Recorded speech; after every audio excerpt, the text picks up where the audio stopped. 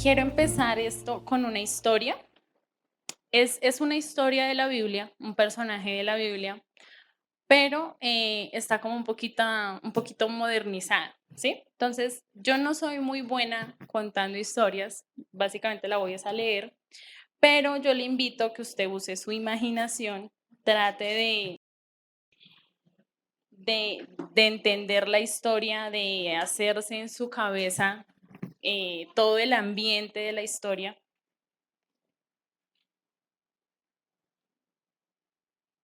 Y ya pues después de esta historia vamos a empezar a hablar de este personaje. Entonces la historia dice así. El hombre esperaba en la quietud de la celda. Una molesta gotera golpeaba sobre la áspera piedra.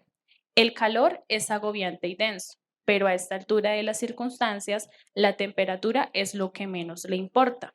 Las moscas lo invaden todo sin piedad, pero no tiene sentido espantarlas. Al fin y al cabo, pueden llegar a ser la única compañía digna de apreciar. Los demás presos observan al hombre con recelo, critican.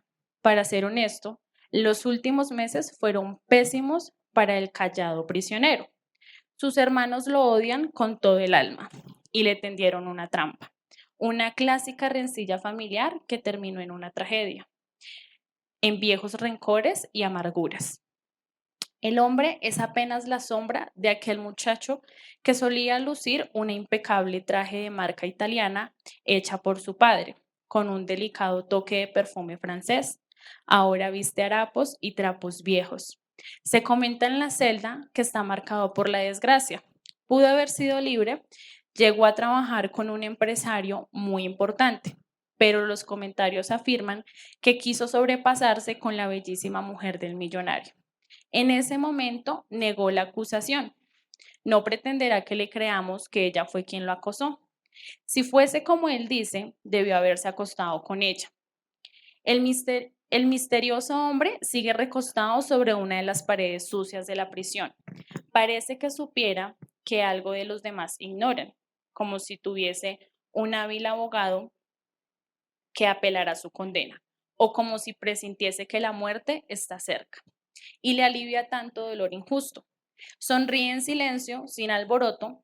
Técnicamente está muerto, sin ninguna esperanza, pero ya no siente el calor ni le molestan los ruidos. Es como si pudiese ver tras los enmohecidos muros de la celda.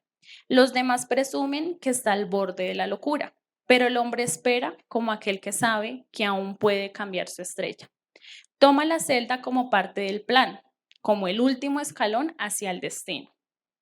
Los chirriantes puertas de acero se abren de golpe y dos guardas entran en escena. Buscan al hombre. Uno de los guardias tiene una voz muy gruesa y le dice, Faraón quiere verte. Ha tenido un sueño y dice que tú sabes revelarlo. El prisionero no se sorprende. Sube los escalones que lo alejan para siempre de esa horrible celda en silencio.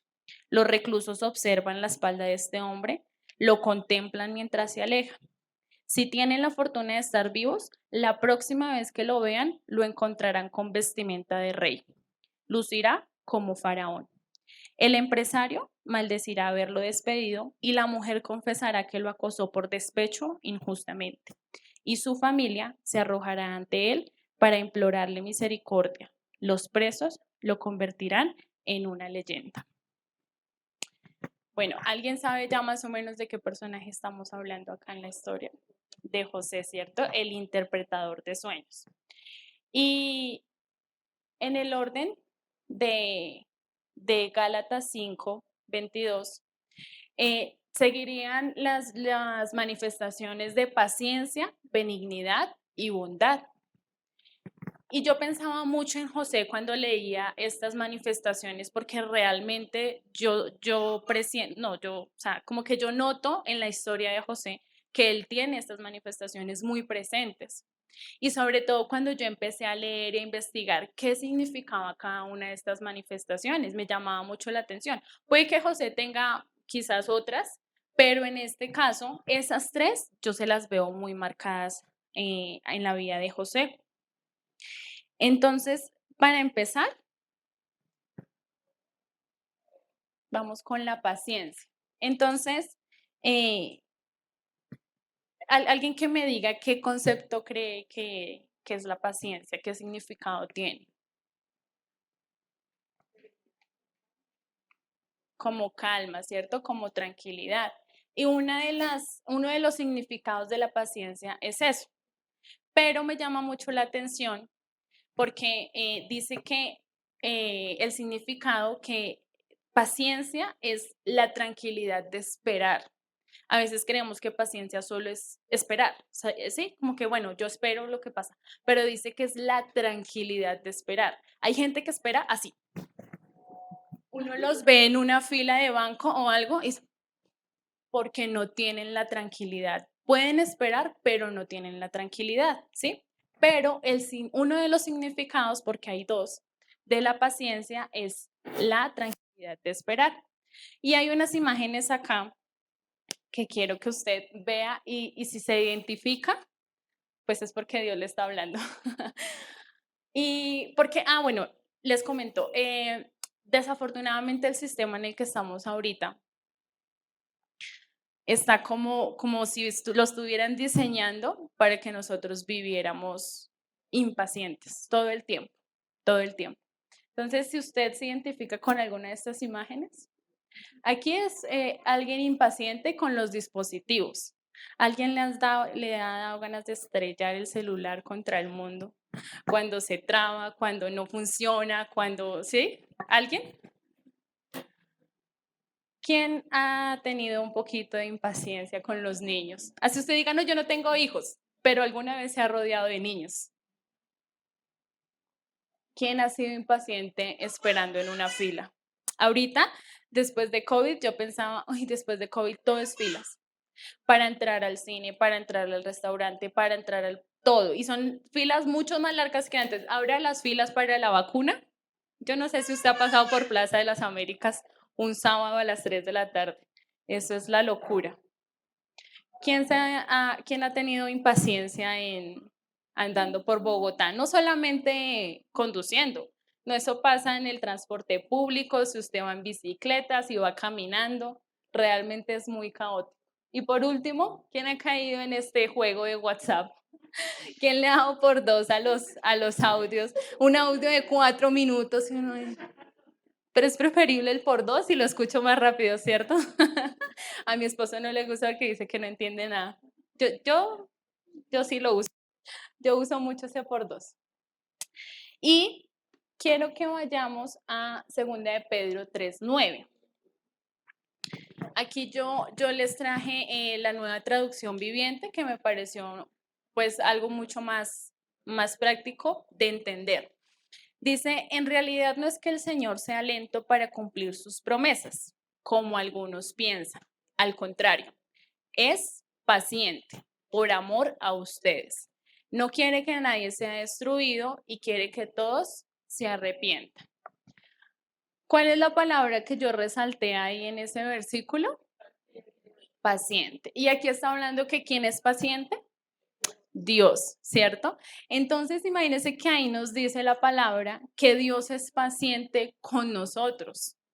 Y yo le pregunto, si Dios necesita paciencia, ¿cuánta más paciencia necesitaremos nosotros? ¿Cierto?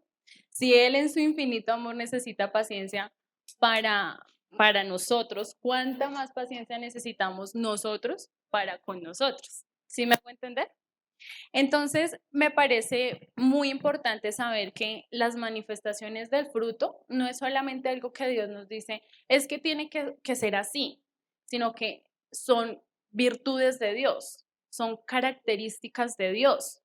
Ese es el fruto del Espíritu, las características de Dios que Él quiere que nosotros tengamos. Y les comento el segundo significado de paciencia. Dice que paciencia, según el diccionario, es la capacidad de sufrir y tolerar desgracias, adversidades, cosas molestas o ofensas. Ahora, levante la mano, ¿quién de aquí ha tenido que vivir alguna desgracia, alguna adversidad, alguna cosa molesta o alguna ofensa? Levante su mano. Todos, ¿cierto? Yo creo que todos hemos tenido que pasar por alguna de esas cosas. Pero resulta que la paciencia no es solamente la capacidad de sufrir, ahí no termina el significado. Dice que es la capacidad de sufrir todas estas cosas, pero con fortaleza, sin quejarse y sin rebelarse. Ahora usted que levantó la mano, cuando alguien le dijo una ofensa, ¿usted se quejó? Sí, ¿cierto? Entonces, eso nos lleva a pensar que realmente no somos pacientes, porque pensamos que a veces ser pacientes es solamente aguantarse la ofensa, aguantarse la adversidad, aguantarse la desgracia. Pero el significado dice que es, es la capacidad de sufrir todas estas cosas, pero con fortaleza. ¿Y cuántos de nosotros, cuando tenemos una desgracia, lo primero que hacemos es quejarnos? Y muchas veces nos rebelamos, no solamente con Dios, no sé, alguna injusticia en el trabajo y nos rebelamos contra nuestros jefes, algo que pasó en casa y nos rebelamos contra nuestros padres, ¿cierto? Entonces, ¿realmente estamos siendo pacientes? Ahí queda la pregunta porque pues creo que nos falta mucho para ser pacientes, mucho. Aquí hay una frase que a mí me encantó, es de un pastor que se llama Iván Vindas, y dice que la paciencia no es aguantar lo insoportable. Deténgase un momentico a analizar la frase. Paciencia no es aguantar lo insoportable. Es más, cuando nosotros estamos viviendo algo insoportable es porque ya perdimos la paciencia. Entonces, si escuchamos frases como, ya no me soporto el matrimonio, ya no me soporto a mis hijos, ya no me soporto a mi jefe, no me lo soporto, es porque ya perdimos la paciencia, ¿sí? Hay momentos en los que de verdad nosotros decimos, no, es que ya, no puedo más, no puedo más. Como dicen por ahí, llegó el punto en que, ¿cómo es que es el dicho? La gota que, exacto. Y cuando llegamos a ese límite es porque de verdad ya perdimos toda la paciencia. Es muy importante que nosotros, es el fundamento, tengamos como fundamento la paciencia para construir cosas. ¿Por qué? Porque cuando nosotros no tenemos la paciencia como fundamento a la hora de construir, sea un proyecto, sea un negocio, incluso relaciones, ¿sí? Cuando no tenemos el fundamento, pues cuando llegue la crisis, cuando llegue la adversidad, cuando llegue la desgracia, nos va a pasar como el significado. Vamos a sufrir todo eso, pero no vamos a tener la fortaleza. Entonces, ¿qué va a pasar? El negocio va a tambalear, el matrimonio se va a quebrar, la relación que tengo con la X persona ya no va a funcionar porque no tenemos presente que la paciencia es uno de los fundamentos en cualquier cosa que nosotros vayamos a construir. Y para Dios, la paciencia es muy importante, porque ya vimos en el versículo anterior que Dios es paciente, que Dios dice, yo tengo paciencia por amor a ustedes. Ahora, importante saber que la paciencia va ligada al amor y que si nosotros nos ponemos a analizar todos los frutos, se conectan, ¿sí? Si yo voy a ser paciente con alguien, es porque yo lo amo. Yo no sé si usted eh, ha tenido que lidiar con alguien, no sé, en su trabajo, bueno, no sé, en cualquier espacio, con alguien que le caiga mal. Humanamente nos pasa, ¿no? Y a veces hasta la voz, hasta escucharlo hablar, uno dice, yo me acuerdo en el colegio y se paraba a preguntar o a decir algo, y uno, por favor. No, pero ustedes no, yo sé que ustedes no, yo sí. Pero eso pasa porque si yo no amo a esa persona, no voy a querer ser paciente con ella. Al contrario, como que más me voy a llenar de ese odio que nos hablaba hace 8 días la pastora, que lo que estamos haciendo es convirtiendo todo eso en emociones. Y no dejamos que el fruto sea quien se lleve el protagonismo, ¿sí? Entonces, ayer hablábamos con los jóvenes de eso, Jesús nos dice que es muy fácil amar a nuestros amigos. Es muy fácil amar a nuestros amigos. El detalle está en, vaya, ame al que que le caiga mal. El que usted lo vea pasar y diga que no me lo soporto, no me lo aguanto. Porque para construir paciencia en algo tenemos que tener claro el amor. Eso va la paciencia va muy ligada al amor. A veces incluso podemos tener impaciencia con personas que amamos. Hay un meme en Facebook que dice, ¿a ustedes también les cae mal su esposo a veces o solo me pasa a mí? Sí, pastora, solo a mí. No, realmente a veces las personas con las que nosotros más cerca estamos, nuestra pareja, nuestros padres incluso, nuestros hijos, esas personas son las que a veces uno como que quisiera como resetearles el cerebro, ¿cierto? Pero ¿por qué no lo hacemos? Porque a veces, digamos, con la pareja, que a veces son los que más tratan como de sacarnos de casillas, porque nosotros no explotamos al punto de, no sé, de querer pegarle o cosas así, porque está el amor de por medio, ¿sí? Aunque hay parejas que sí lo hacen y ya es un tema de que se dejaron llevar quizás por una emoción, como hace 8 días nos hablaba la pastora, pero en sí cuando está el fruto, pues realmente nosotros no reaccionamos así porque el amor es el que nos mantiene en ese fundamento de la paciencia. Entonces, importante nosotros saber, no, importante nosotros saber que eh, cuando estemos en este punto de decir es que ya no me aguanto nada, ya no me aguanto ni que me hablen, ya no me aguanto ni me mire, es que ya no me aguanto ni siquiera estar en casa. Podemos ver muchas personas que dicen, no, yo, invíteme a algo, lléveme a hacer algo, porque no quiero llegar a mi casa, porque no quiero encontrarme con mi mamá, porque siempre que nos vemos peleamos. No quiero llegar a mi casa porque siempre que llego a la casa mi esposa me echa cantaleta a toda hora. Y a veces nosotros somos muy culpables de que nadie nos tenga paciencia. Usted ha escuchado personas que dicen que este chino no se lo aguanta a nadie. ¿Ha escuchado personas así? Y es que no, yo no sé los que conocen a mi esposo desde que era pequeño. Ay, a mí me da una risa escuchar esas historias porque decían, no, invitemos a Rosalba. Ay, no, porque viene con el chino, nada se lo aguanta. Qué pena, ¿cierto? Qué pena que nosotros lleguemos a hacer eso. Pero, eh, digamos, cuando una persona es así, podemos ver que le hace falta mucho del fruto, ¿sí? Porque puede que esté lleno de emociones y esas emociones son los que lo llevan a ser así, que de verdad nadie se lo aguante, porque está el lado de que nosotros tenemos que ser pacientes, pero está el otro lado de que nosotros tampoco podemos ser generadores de impaciencia, ¿cierto? Porque a veces decimos, ay, sí, yo soy paciente, yo soy amor, yo soy gozo, pero tú estás siendo generador de amor, tú estás siendo generador de paciencia. Eso es un punto que nosotros debemos tener en cuenta, porque Dios es todas esas virtudes que hemos estado mirando. Él las son.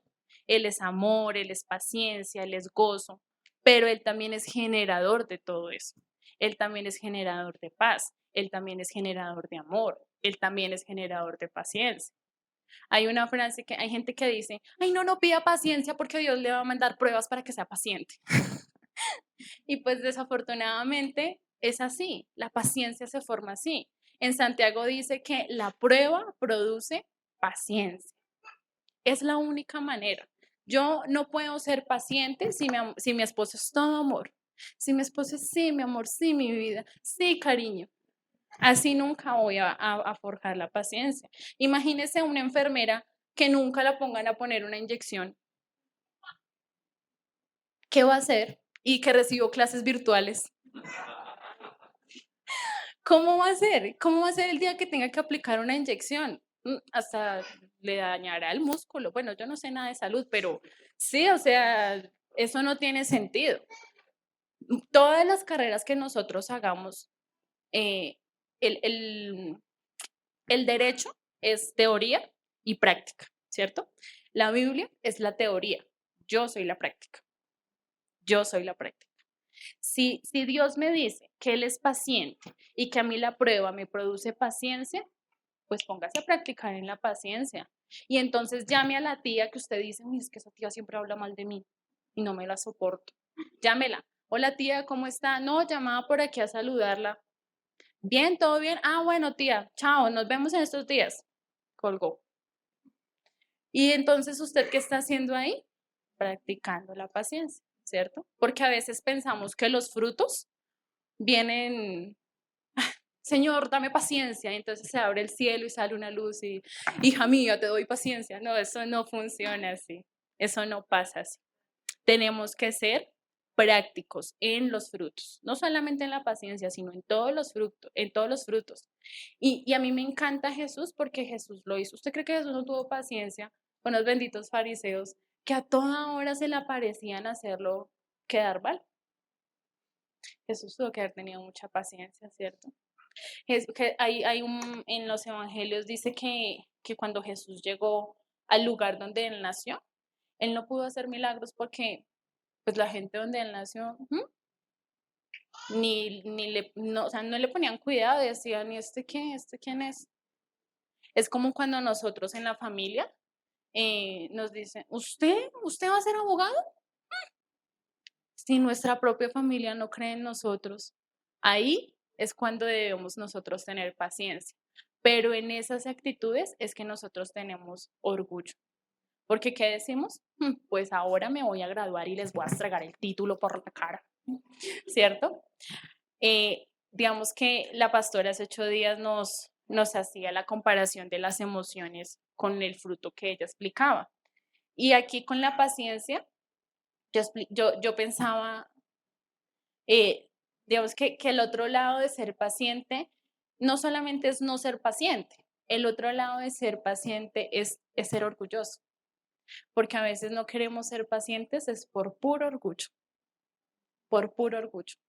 Porque si Dios nos dice, ame, no importa cómo, ame, no importa si le cae bien o no, no importa si le dijo algo bonito o no, no importa si le hizo algo malo o no, ame. Y uno dice, ay, pero es que es tan difícil, ¿cierto? Es tan complicado. Y a veces no amamos es por orgullo. Uy, ¿yo cómo voy a amar a ese? ¿No ve todo lo que dijo de mí? ¿Yo cómo voy a amar a eso? ¿No ve todo lo que me hizo? ¿Estamos siendo pacientes? Creo que estamos muy lejos de ser pacientes, o por lo menos yo. Seguimos con benignidad. Y ahí al ladito yo les puse, benignidad es sinónimo de amabilidad y de gentileza. Entonces, a veces pensamos que amabilidad y gentileza son estos actos. ¿Cuántos han ayudado a alguna persona adulta a pasar la calle? ¿Cuántos han visto que alguien se varó y les ayuda a empujar el carro? A veces solamente pasamos y, uy, pobrecito se varó. O nos quedamos en el semáforo cuando hay una persona adulta o alguien con discapacidad visual y los vemos y hay alguien que le ayude. Dice, alguien que le ayude. Pues ayude, ¿cierto? Y a veces pensamos que eso es amabilidad y gentileza. Ahora, respondas esta pregunta. ¿Se consideran unas personas amables? ¿Sí? Resulta que yo estuve preguntándole hacia personas cercanas a mí que si se consideraban amables y en qué situaciones pensaban que lo eran. Entonces, por lo menos en mi caso, yo les hablo como pila humana. Mi amabilidad depende mucho de mi estado de ánimo y de las circunstancias, desafortunadamente.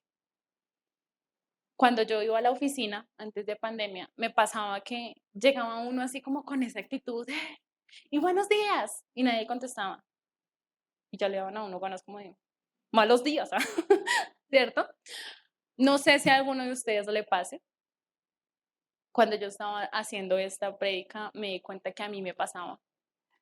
Si yo estoy de buen genio, me paro y le doy la silla, no solamente a la embarazada o a la persona adulta. Hay personas que uno ve en Transmilenio así, jóvenes que trabajan, estudian, y uno cree que porque son jóvenes no se cansan. Pero entonces, y uno los ve casi que durmiéndose ahí de pie. Y entonces, si yo estaba de buen genio, me paraba y les daba la silla. Pero si no, me hacía la dormida. Y me di cuenta que desafortunadamente mi amabilidad dependía de mi estado de ánimo. Ahora le pregunto, bueno, todos sabemos que Dios, pues es amable, ¿no? Eso es algo que no tiene explicación. Pero ¿qué tal que la amabilidad de Dios dependiera del estado de ánimo de Él? ¿Cuántas piedras no le hemos sacado nosotros a Dios? ¿Cierto? ¿Y qué tal Dios dijera, hoy no quiero ser amable con César? Hoy no quiero, hoy no quiero ser gentil con cualquiera de ustedes o de nosotros. Eso nosotros no podemos, como nos explicaba hace 8 días la pastora, que para mí fue como que un abrir de verdad de ojos, el entender que mis emociones no pueden, no, al contrario, que el fruto no puede depender de mis emociones, no puede depender de lo que yo esté pasando o lo que yo esté viviendo. Muchas veces Dios tuvo mucha piedra con la humanidad y creo que todavía. Dios arriba debe hablar con los ángeles y decir, ¿qué fue esto? ¿Qué fue esto que yo creí? ¿Cierto? Pero ¿qué tal que nosotros dependiéramos de las emociones de Dios? Gracias a Dios que Él vive por fruto también y no por emociones, porque yo creo que más de uno estaríamos, porque cuántos hemos visto esas historias. No es que se le atravesó el señor en el carro y sacó la pistola y lo mató.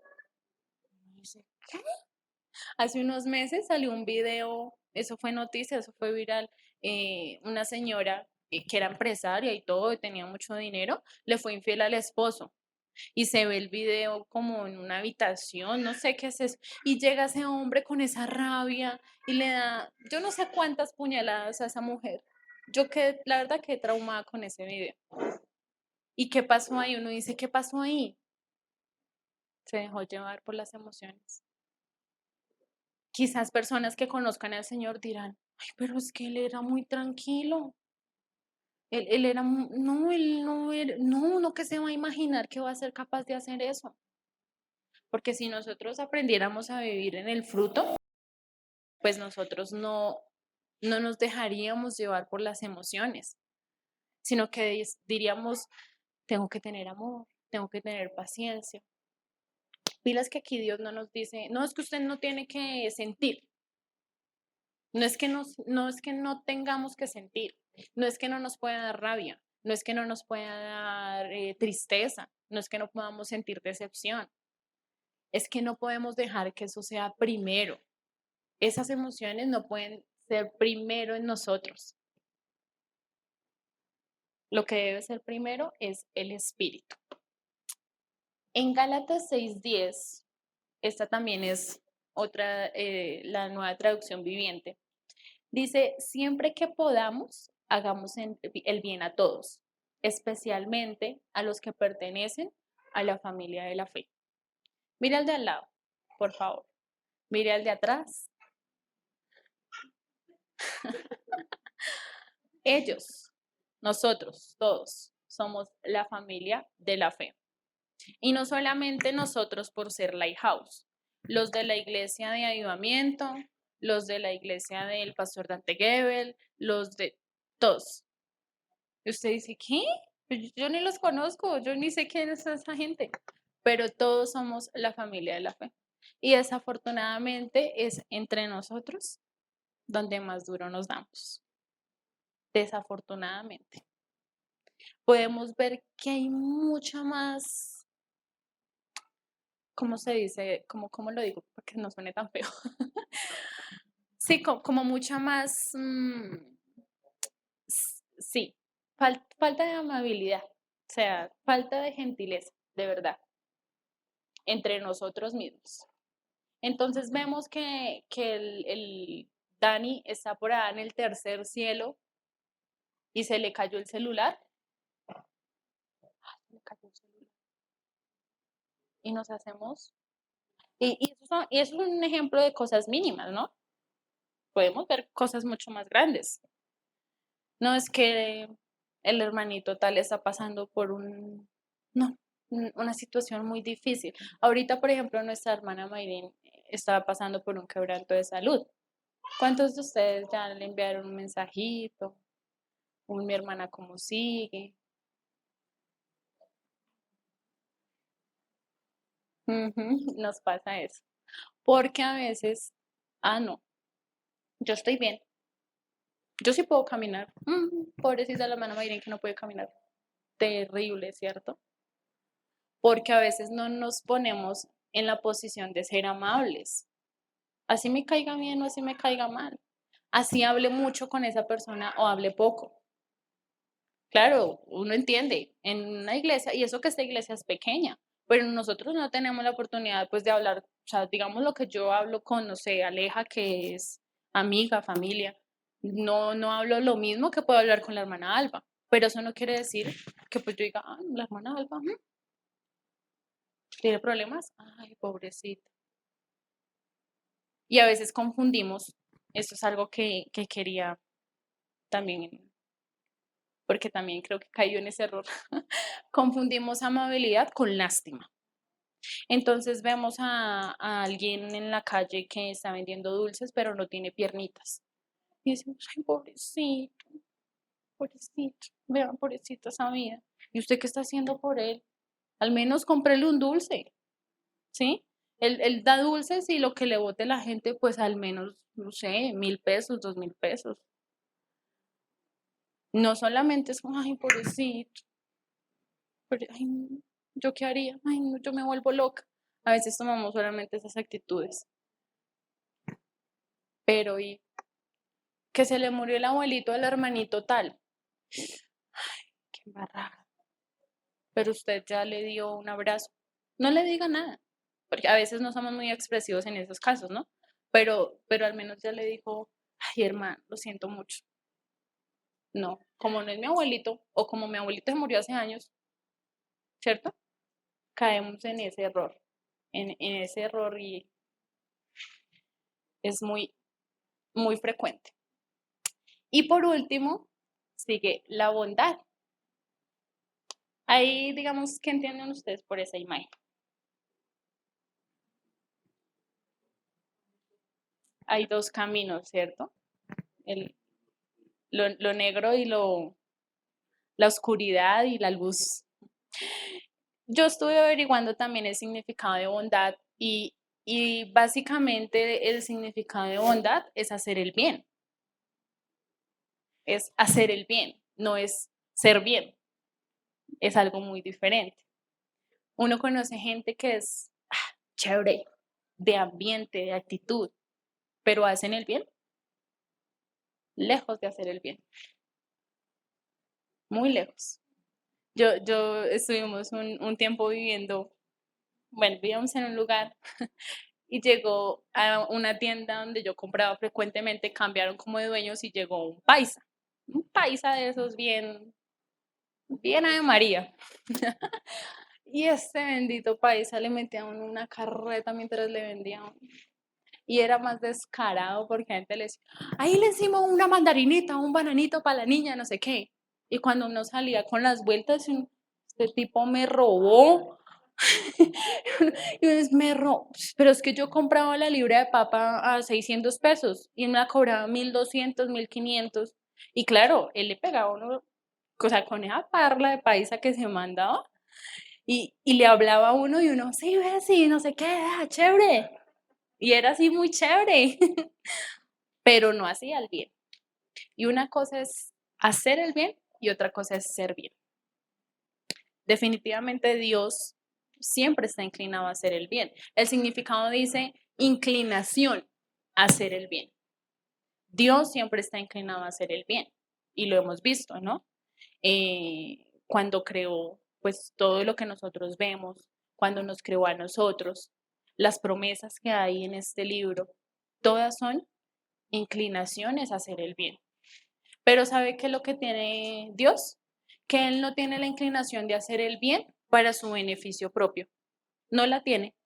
Él no dice, ay, yo le voy a decir a Lighthouse que tranquilo, que yo voy a estar con ellos, porque es que yo necesito compañía. Dios no dice eso. Dios dice eso, no, yo le dije a Lighthouse que yo voy a estar con ellos porque ellos necesitan compañía. Y a veces creemos que hacer el bien es para nuestro beneficio, ¿sí? Es para, porque yo, entonces yo invito a alguien a mi casa a almorzar y pienso que estoy haciendo el bien. Pero ¿por qué la quiero invitar a almorzar? Ay, es que quiero que me cuente qué pasó con el esposo, porque no ha vuelto, ¿cierto?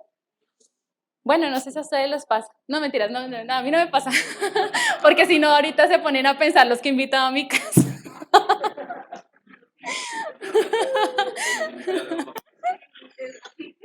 No, mentiras. No me pasa a mí. Pero a veces esas son nuestras actitudes. Creemos hacer el bien, pero para nuestro beneficio. Y resulta que la inclinación a hacer el bien de la bondad de la que nos habla Dios es para el beneficio de otros. Es para que el otro esté bien. Entonces, si yo le digo a alguien, ay, yo quiero invitarlo a la casa a almorzar, es porque quiero tener, no sé, de pronto un momento de gratitud, es porque quiero tener un detalle, es porque quizás con esa persona no tengo mucha cercanía y quiero acercarme, ¿sí? Pero pensemos por un momento, cuando hacemos el bien, ¿lo hacemos para el beneficio de otros o para nuestro beneficio? Porque si Dios funcionara así, yo creo que también ya el mundo estaría, quién sabe en dónde. Porque o sea, yo pienso por Dios, yo opino. A Dios yo creo que no le beneficia lo que está pasando hoy en día. O sea, Él no creó el mundo para que estemos como estamos. Realmente Él no creó el mundo para que estemos viviendo una pandemia y como consecuencia de la pandemia familias que ya están separadas y economía por el piso y divisiones y Él no creó el mundo para ese tipo de cosas. Él lo creó para nuestro bien. Y si fuera para el beneficio de Dios, ya este mundo no existiría. Realmente creo que ya este mundo ya no existiría. Romanos 12:21. Yo estuve mirando varios versículos, hay muchos versículos que nos hablan de la bondad, muchos versículos que nos dicen, por lo menos, como hagan el bien y no importe, o sea, no le importe a quién le está haciendo el bien, usted haga el bien. Hay un pasaje de la Biblia que dice que el que tiene la oportunidad de hacer el bien y no lo hace, está pecando. Y muchas veces nosotros nos hacemos los dormidos en el transporte público porque no queremos darle la silla a alguien que lo necesite. Y déjeme decirle que estamos pecando. Estamos pecando. Romanos 12:21 dice, no te dejes vencer por el mal, sino derrota el mal con el bien. El antónimo de bondad es maldad. Yo pensaba que era otra cosa, o sea, yo nunca me imaginé que fuera la maldad. O sea, yo no sé, yo pensaba que era, no sé, como alguien odioso o no sé, cosas o algo muy diferente a la maldad. O sea, el otro lado de la bondad es la maldad. Y me encantó este versículo porque dice, no te dejes vencer por el mal, porque estuve leyendo un artículo que decía que el ser humano está inclinado es hacer lo malo, siempre. Cuando una persona hace el bien, es un esfuerzo que está haciendo, porque no es que diga, ay, hoy me levanté con unas ganas de hacer el bien. A veces uno se levanta con ganas de acabar con todo el mundo.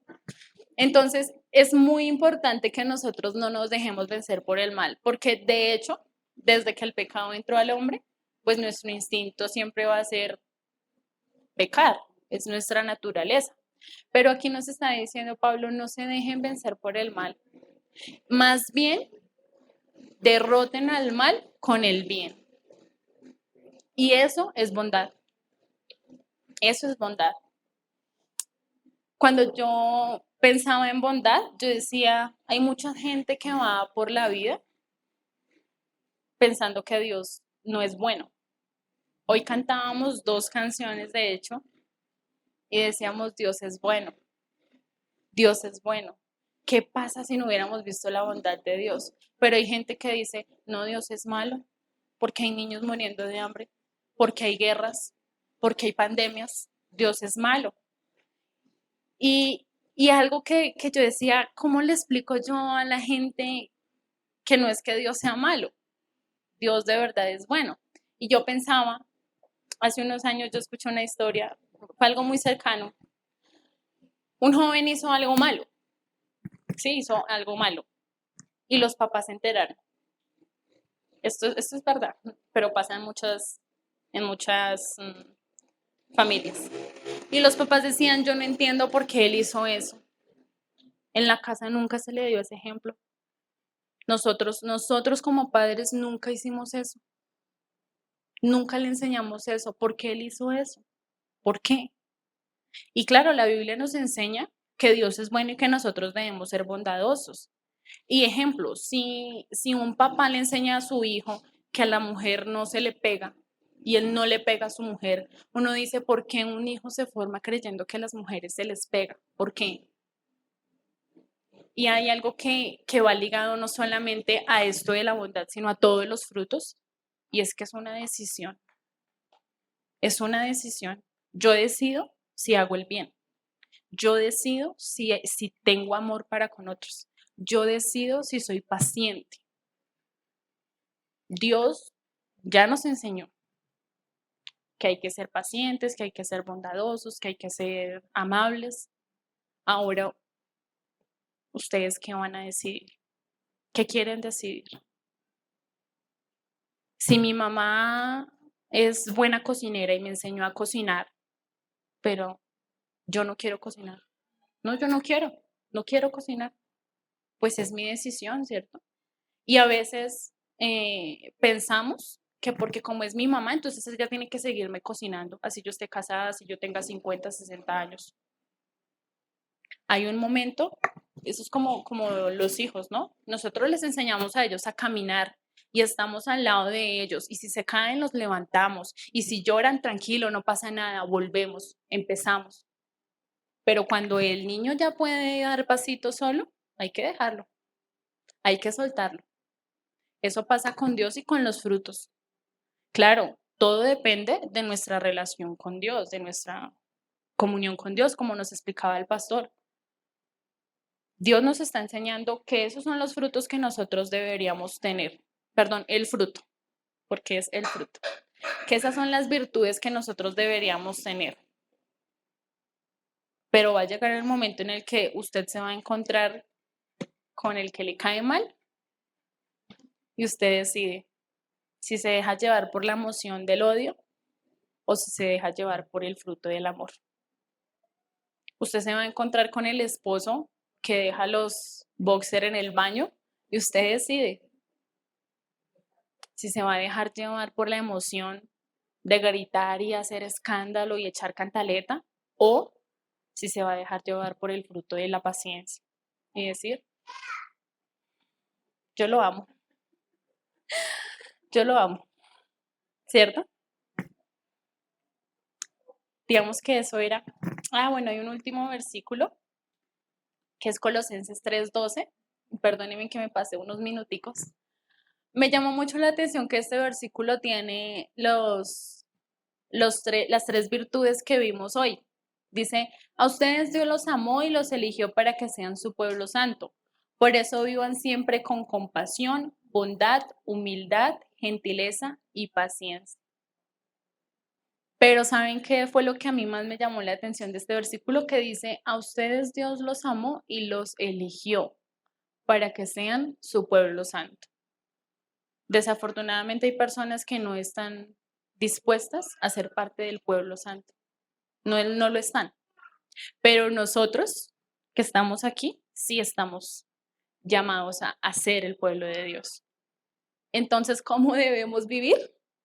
con compasión, bondad, humildad, gentileza y paciencia.